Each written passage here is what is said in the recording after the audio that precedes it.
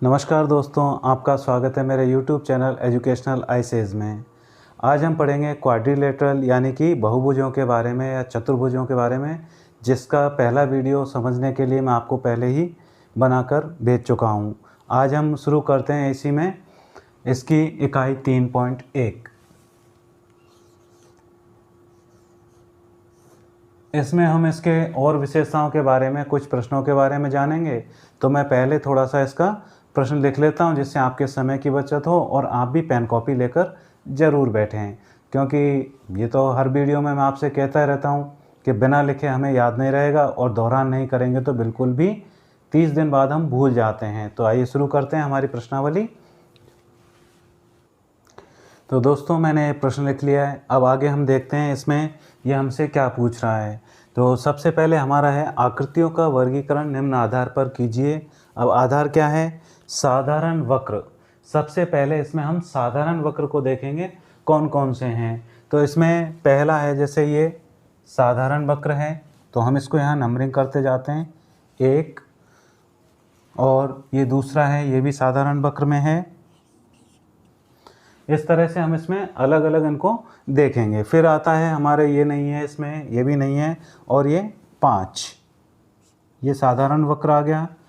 इसके बाद हमारा 6 और ये भी साधारण वक्र में आ गया।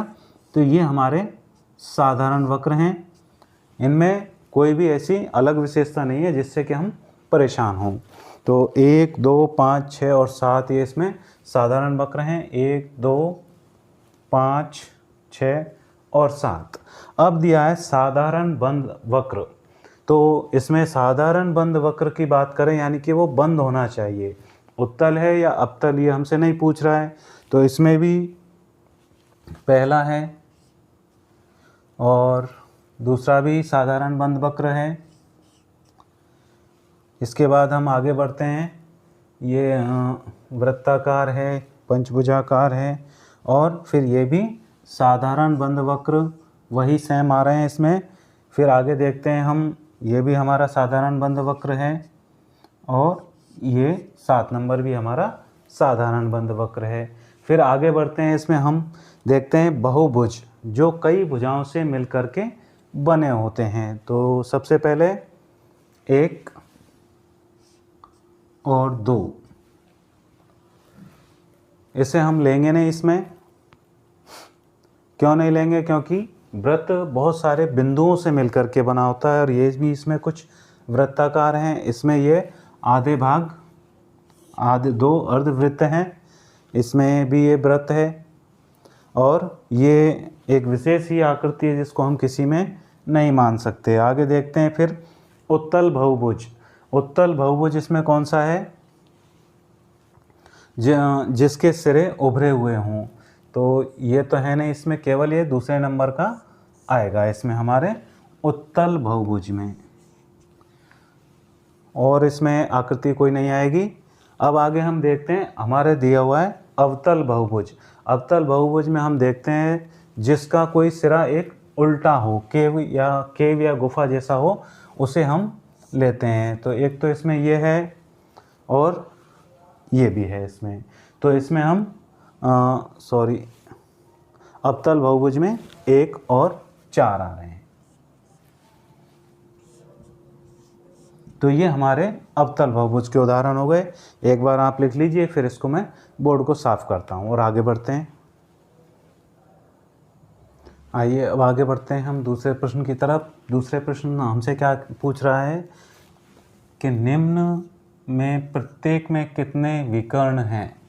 तो विकर्ण कितने हैं, उसके लिए हम पहले उस आकृति को बनाएंगे, एक उत्तल चतुर्भुज। अब चतुर्भुज कैसा भी हो, चाहे समांतर हो चाहे समचतुर्भुज हो, वो उत्तल होगा।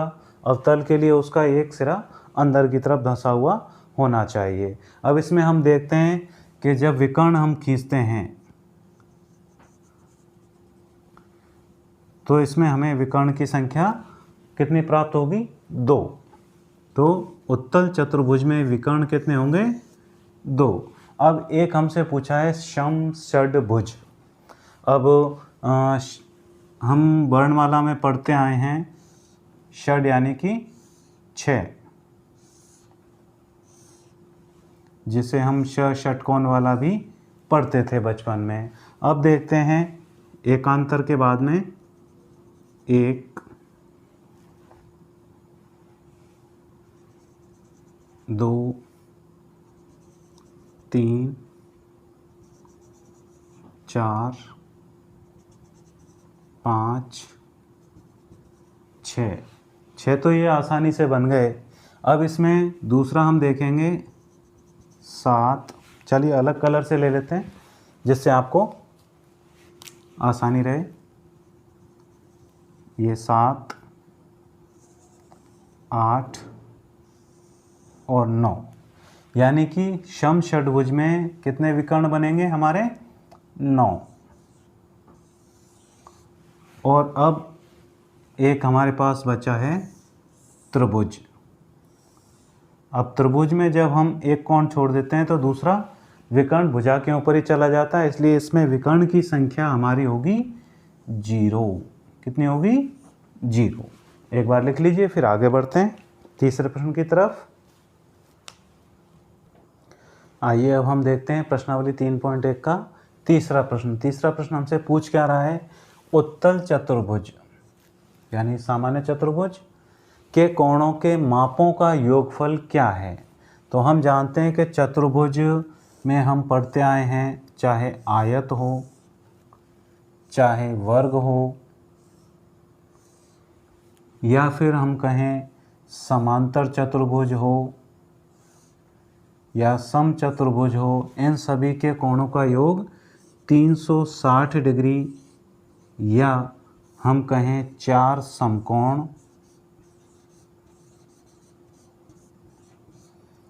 के बराबर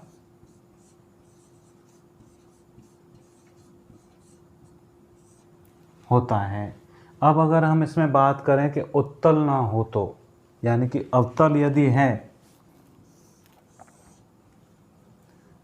जैसे इसको हमने अवतल बना दिया, तो इसमें इन कोणों के मान घट गए, उसके सापेक्ष इसका बढ़ा, तो भी ये नियम इसमें लागू होगा। यानी कि हमारे इसके दूसरे भाग का उत्तर हुआ कि यदि चतुर्भुज उत्तल ना हो तो क्या यह गुण लागू होगा? तो यह गुण लागू होगा। इसके ये कोण घट गए और इस कोण का मान बढ़ गया, लेकिन कुल वही 360 डिग्री रहेगा। लिखते चलिए, आगे बढ़ते हैं। आइए आगे बढ़ते हैं प्रश्न संख्या 4 की तरफ। लेकिन उससे पहले हमें थोड़ा सा एक समझने के लिए एक अभ्यास दिया हुआ है, उसको समझते हैं किस तरह से है। तो देखिए, इसमें पहले मान लीजिए हमारे पास 3 भुजाओं की एक आकृति है। इसमें भुजाएं कितनी हो गई? 3। और इसके कोणों का योग होता है, इसके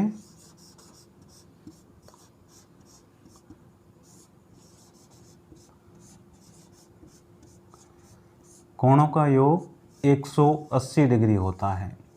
अब हम आगे बढ़ते हैं। मान लीजिए हमने 2 त्रिभुज जोड़ दिए, ये एक हिस्सा है और ये दूसरा हिस्सा है। अगर इसकी उभयनिष्ठ रेखा को हम नहीं गिने तो इसमें 4 भुजाएं हो गई अब, और 180 इस त्रिभुज के कोणों का योग और 180 डिग्री इस त्रिभुज के कोणों का योग, यानी कि इसके कुल कोणों का योग हो गया हमारे 360 डिग्री। इसी तरह से मान लीजिए हमने 3 त्रिभुज जोड़ दिए,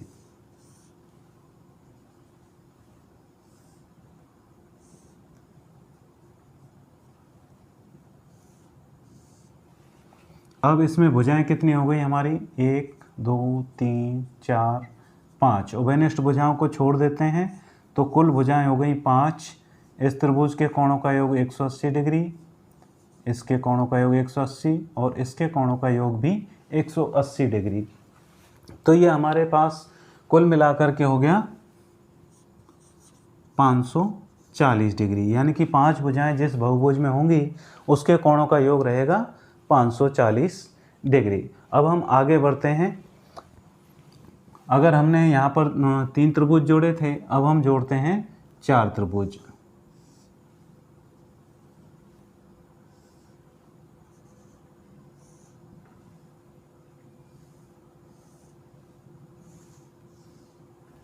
अब इसमें भुजाओं की उभयनिष्ठ भुजाओं को हम इसमें छोड़ देंगे तो उससे हमें बाह्य भुजाओं के गिनती पता लगेगी।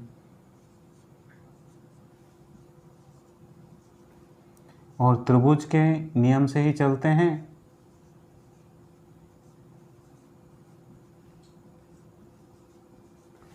तो ये हमारा 6 भुजाएं जब हैं तो वही कितने 720 डिग्री प्राप्त होता है।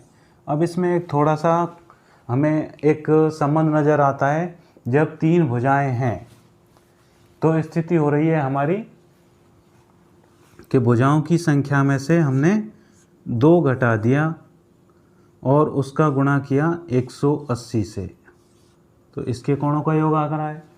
इसकी भुजाओं में से हमने 2 घटा दिया और गुणा किया 180 डिग्री से, तो इसका उत्तर प्राप्त हो रहा है।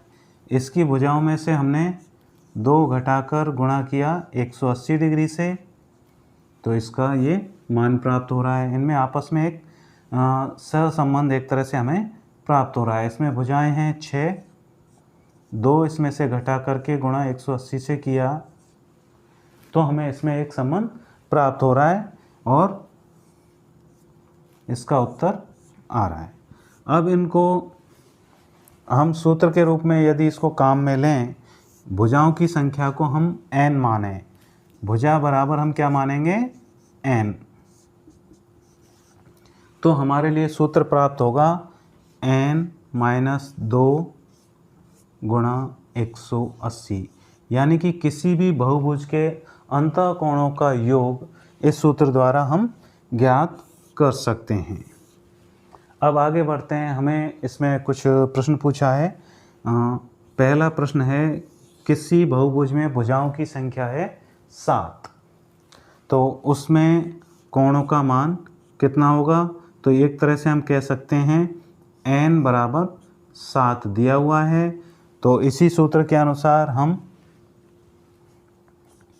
7 - 2 और इसको गुणा करेंगे 180 से, तो इससे प्राप्त होने वाले कोणों का मान इस बहुभुज में होगा 900 डिग्री। उसी तरह से फिर आगे दिया हुआ है हमें 8, 10, 8 भुजाएं दे रखी हैं, यानी कि ये हो गया हमारा n बराबर 8। तो इसको सूत्र में मान इसके अप्लाई करने पे क्या होगा, n - 2 और 180 है, n का मान 8 - 2 6 से गुणा करेंगे तो 1080 डिग्री प्राप्त हो जाएगा। उसी तरह से हम इसमें 8 से गुणा कर लेंगे और 10 भुजाओं वाले में जहाँ पर n बराबर 10 दे रखा हो तो इसका मान रखेंगे और इसका उत्तर हमें प्राप्त हो जाएगा। आइए आगे बढ़ते हैं, आप थोड़ा सा लिखते चलिए।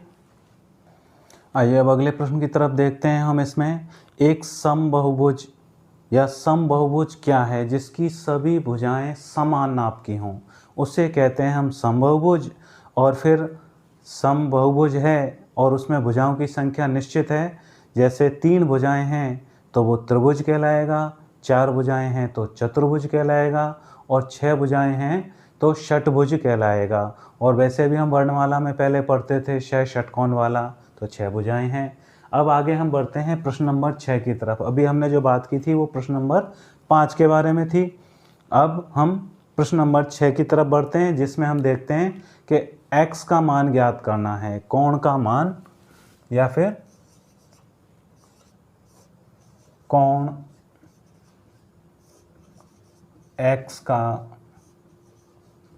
मान ज्ञात करो। अब कोण x का मान ज्ञात करने के लिए हमें इसमें कुछ आकृतियां दी हुई हैं, जैसे मैं पहले बना लेता हूं, तब तक फिर अपन इनको एक साथ हल करेंगे।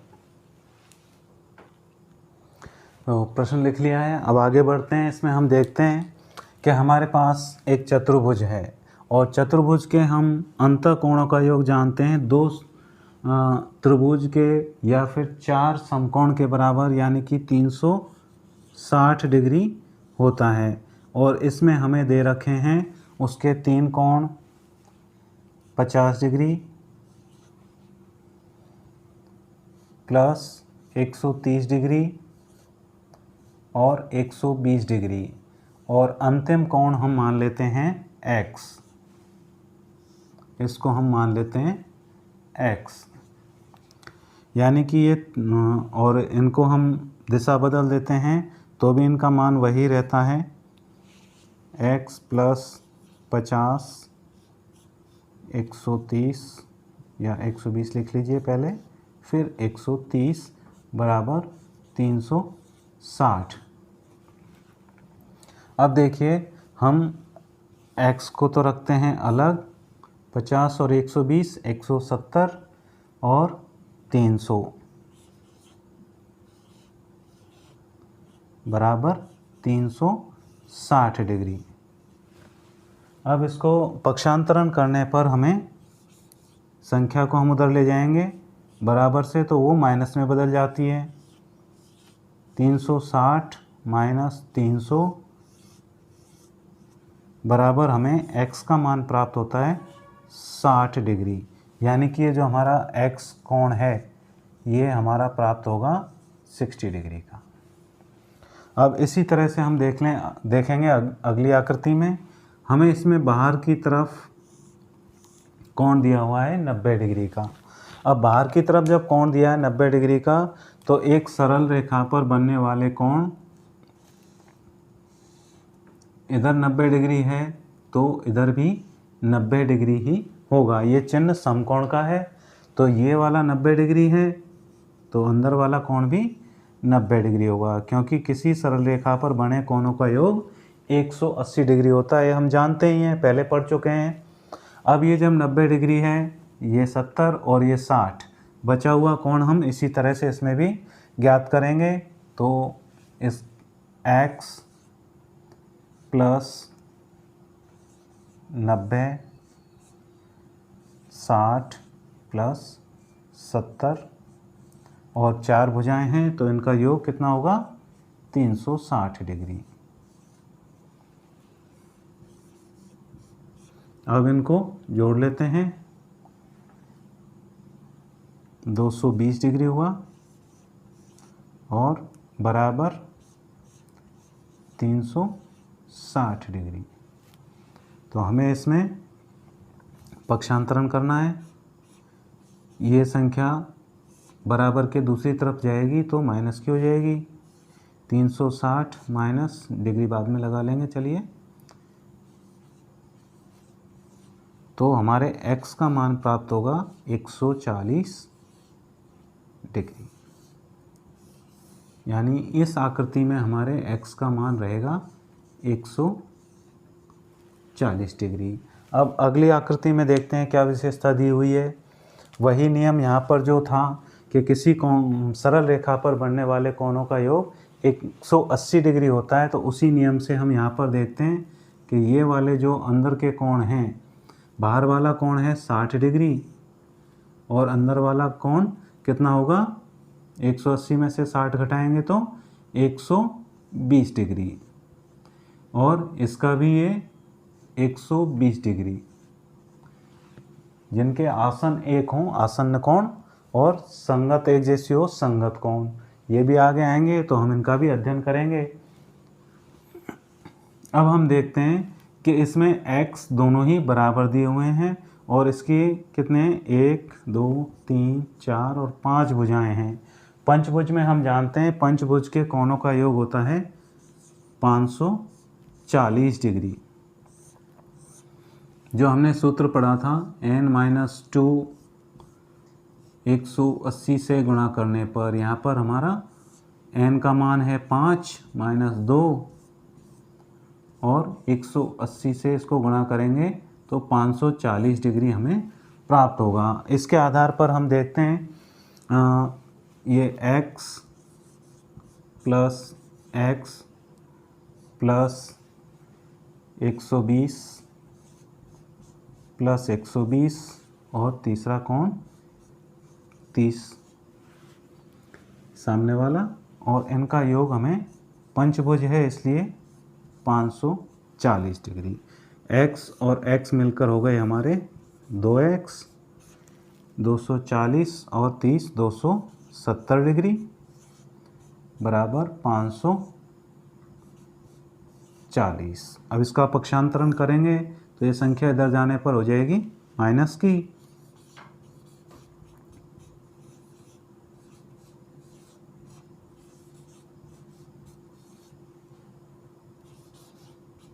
पाँच सौ 40 में से 270 गए तो ये बचे 270, और ये 2 नीचे जाकर भाग में चला जाता है, तो x का मान आएगा हमारे 135 डिग्री।